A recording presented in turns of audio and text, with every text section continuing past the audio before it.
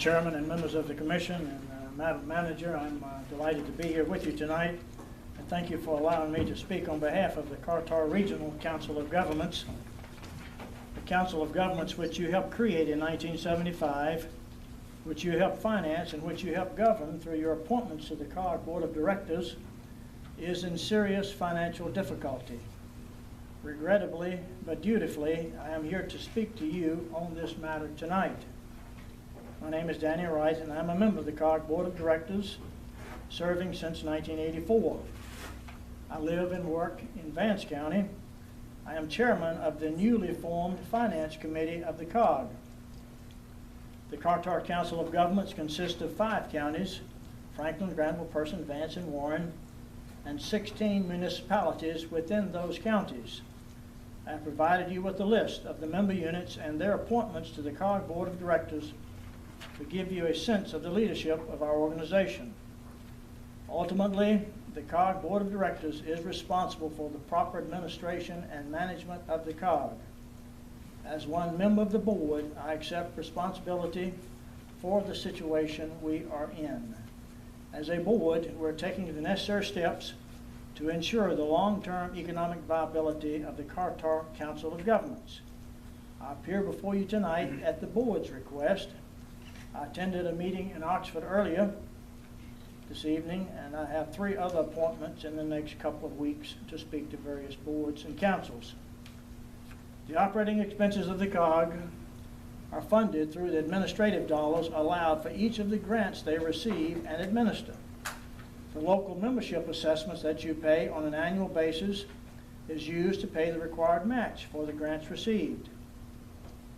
As has already been mentioned, for the 5-year period ended June 30th, 2012, our member units paid $501,064 in local assessments to the COG.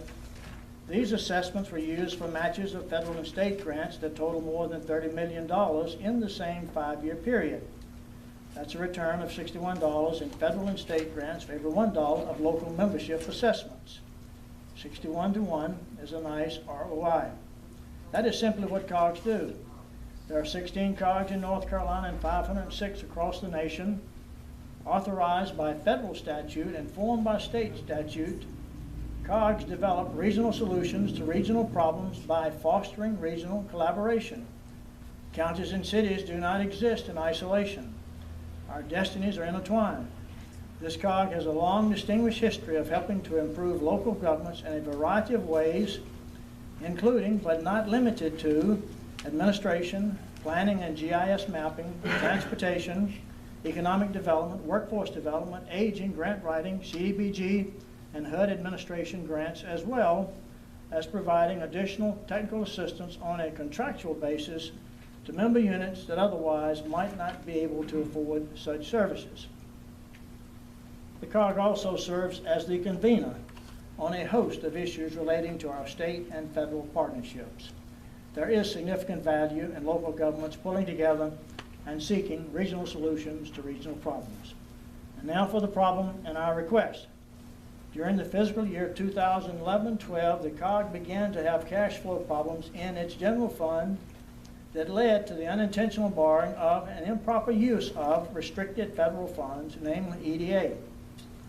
Let me say that there is no missing money, no intentional wrongdoing, and no criminal activity involved. What occurred happened as a result of poor accounting procedures and practices with respect to controlling expenses within the allotted contract revenues, with respect to the monitoring of prepaid expenses and receivables to ensure that the fair values reported in the balance sheet are supported by the underlying documentation, and with respect to the accurate tracking of cash balances within a centralized cash account.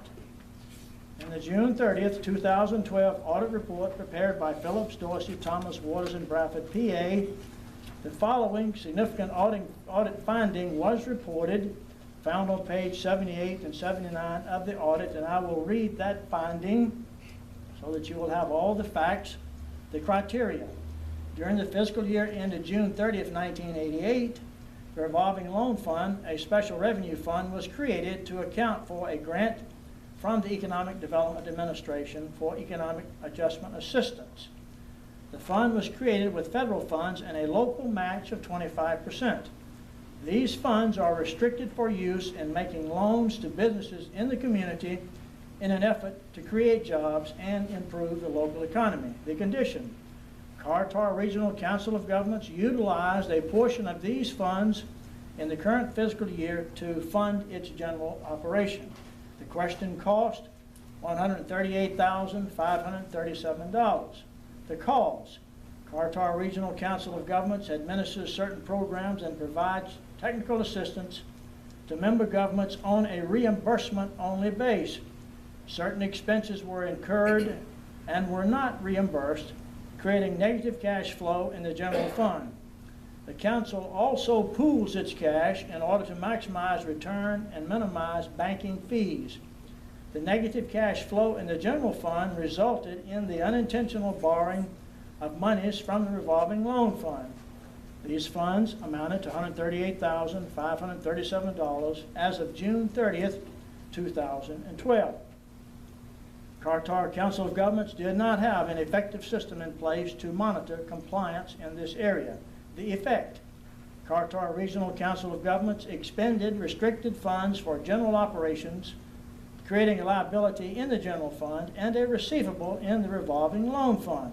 The recommendation: we recommend that these funds be paid back from the general fund to the revolving loan fund as soon as possible.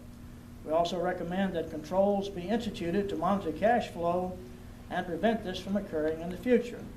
To the extent feasible, we recommend that a separate bank account be set up for the revolving loan funds. The view of responsible officials and planned corrective actions: the council's management realizes part of the cash flow issues for the year were a result of prepaid expenditures that were carried on the council's books over multiple years. The council has implemented a deficit reduction plan as well as established a finance committee that will oversee the development of the budget to ensure accurate tracking, monitoring, and accountability of these funds. When EDA received the audit report, they had a hissy fit, as my grandma used to say, and rightfully so.